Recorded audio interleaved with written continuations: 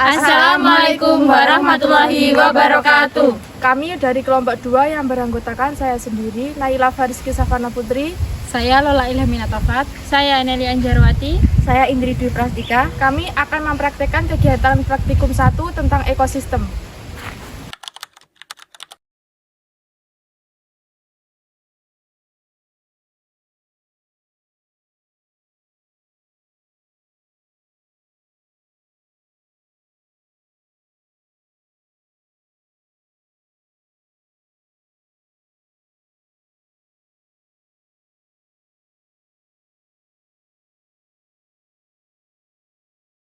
Kali ini kami akan melakukan praktikum ekosistem darat alami dan ekosistem darat buatan.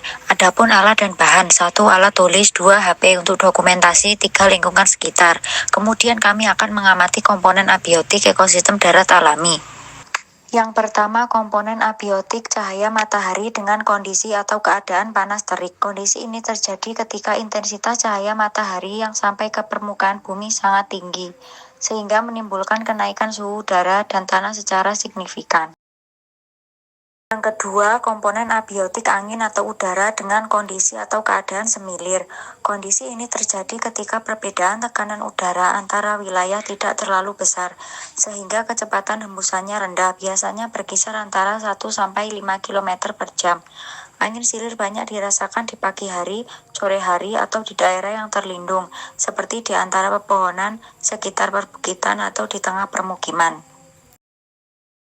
Yang ketiga, kami mengamati tanah dengan kondisi atau keadaan gembur.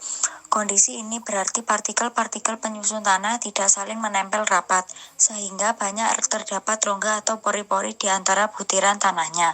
Tanah jenis ini banyak ditemukan di ekosistem alami, seperti hutan gugur, padang rumput.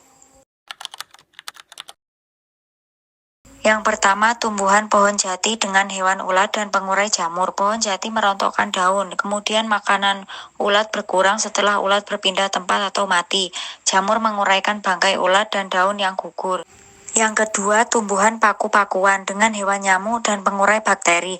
Paku-pakuan berperan sebagai penyedia tempat hidup dan sumber makanan. Nyamuk memanfaatkan lingkungan yang diciptakan tumbuhan tersebut, sedangkan bakteri mengembalikan unsur hara ke tanah untuk mendukung pertumbuhan paku-pakuan. Yang ketiga, tumbuhan lumut dengan hewan cacing dan pengurai jamur. Lumut menciptakan habitat yang sejuk dan lembab, menjadi sumber makanan dan pelindung bagi cacing. Cacing membantu menggemburkan tanah. Jamur mengubah sisa-sisa kedua makhluk hidup tersebut menjadi zat hara. Selanjutnya, komponen abiotik ekosistem darat buatan. Yang pertama adalah komponen cahaya matahari dengan kondisi panas. Kondisi ini biasanya terjadi pada pukul 10-2 siang, terutama saat musim kemarau, mempercepat proses fotosintesis saat kebutuhan air tercukupi sehingga tanaman tumbuh lebih cepat. Yang kedua, komponen abiotik angin atau udara dengan kondisi atau keadaan semilir. Kondisi ini terjadi ketika perbedaan tekanan udara antar wilayah tidak terlalu besar, sehingga kecepatan hembusannya rendah, biasanya berkisar antara 1-5 km per jam.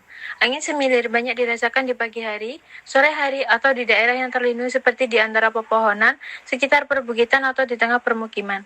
Yang ketiga, komponen abiotik tanah dengan kondisi gembur. Kondisi ini sangat diharapkan di ekosistem darat buatan seperti sawah karena sengaja dibuat dengan jaga oleh manusia agar sesuai dengan kebutuhan tanaman budidaya.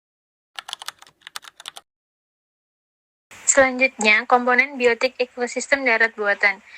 Contoh yang pertama yaitu tumbuhan jagung jenis hewan ulat dan pengurai bakteri. Jagung berperan sebagai sumber energi utama, ulat memanfaatkan hasil produksi tanaman tersebut sebagai makanan, sedangkan bakteri memastikan sisa-sisa keduanya dapat kembali menjadi nutrisi bagi tanaman. Yang kedua, tumbuhan turi, jenis hewan kumbang dan pengurai ulat. Turi putih berperan sebagai produsen, sumber makanan, dan penyubur tanah, dan ulat yang memakan daun, bunga, atau polong turi bisa menjadi hama jika jumlahnya banyak.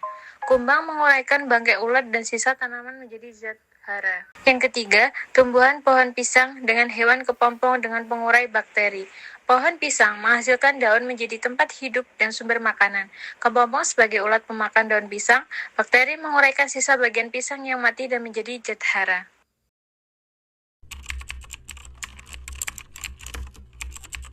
Sekian dari kelompok kami akhiri. Wassalamualaikum warahmatullahi wabarakatuh.